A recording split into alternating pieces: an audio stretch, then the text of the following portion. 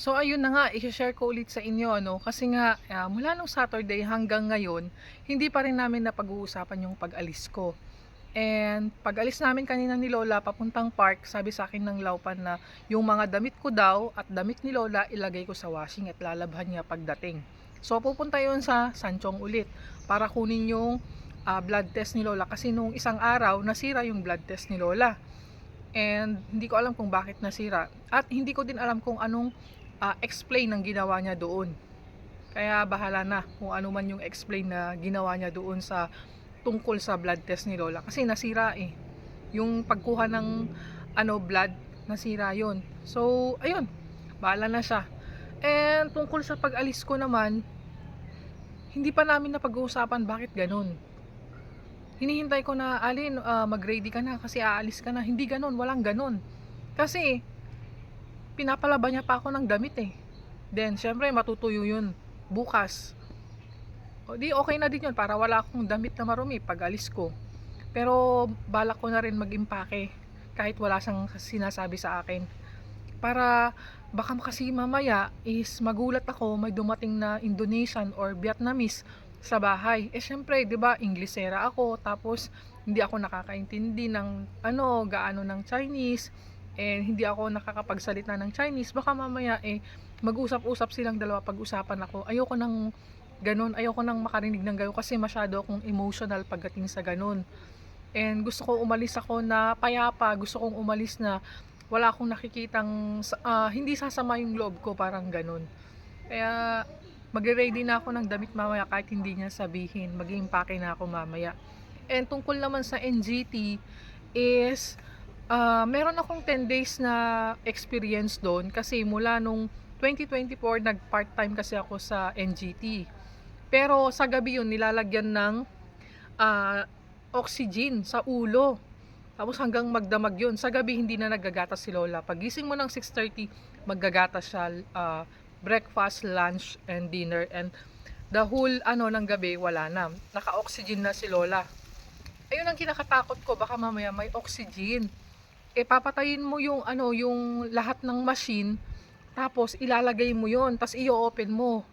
Hindi ko kabisado yun, takot na takot ako. Tapos yung Laupan nun, nakasama ko nun, sobrang nag-aalala siya kasi pag matatagalan ka sa pagkwan nun, pag hindi ka marunong, yung alaga mo, made-dead balls, parang ganun. Kaya, natatakot ako, baka mamaya may oxygen siya, tapos lalagay sa ulo, ganun. Tapos, sa naman, sa NGT talagang mabilis lang. Kasi dito diyan, 'di ba? Tapos may pipe siya, tapos nakasara 'yon. Tapos bago mo ipasok yung pipe doon, kailangan mo siyang itupi para hindi pumasok yung hangin. Tapos kapag okay na, 'di ba? Itutupi mo siya, then tatanggalin mo yung pagkasara niya, tapos ilalagay mo 'yon, tapos magiging okay na. O, 'di ba ganun lang? Shoot ka lang ng shoot ng gatas. Alam ko 'yun eh. Kasi nasubukan ko na. Yung sa akin noon, hindi siya yung nakaganon. Hindi. Nakalagay siya sa parang sa urine. Urine bag, nakalagay siya doon. Tapos ilalagay mo lahat yung gatas doon. Ilalagay mo lahat, tapos isasabit mo siya, tapos yung na yung bahala. Tapos ilalagay mo lang ng 1 or 2 kasi malulunod yung pasyente kapag mabilis. Kailangan dahan-dahan, 'di ba? Yun, alam ko naman yun. Ang kinakatakot ko lang talaga yung oxygen. Baka mamaya, 'di ba? Kasi parang buhay yun eh. Or kon lang, OA lang kasi yung Laupan nun.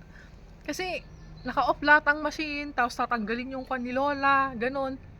Ganon. Natatakot lang ako na may kasama na matanda kasi baka mamaya selosa, masungit. Alam niyo na, nagkakapobya na ako sa ganun kasi ang mga boss ko dito na manugang ni Lola is ganun nga, masusungit, tapos madadamot. Ang hiling ko lang naman na magkaroon ako ng mabait na employer kahit na yung masungit yung alaga kasi matanda na yun eh. Given na yun eh. 'Di ba? Ang gusto ko lang yung wag kong kaaway lahat. Kaaway mo na nga alaga mo, kaaway mo pa employer mo. 'Di ba parang ang pangit? Kaya mas maganda, kakampi mo yung employer, di bale na tong alaga kasi alaga yan eh. Pwede mo pang sa pagsabihan, pwedeng bawalin. Pero kung employer na yung kaaway mo, parang nakakatakot na, parang nagkakaphobia na baga. Hindi ako maintindihan ng broker eh, kasi akala niya namimili akong trabaho, hindi. Ang inaano ko lang, ang kinakatakot ko lang yung mga employer. Oo.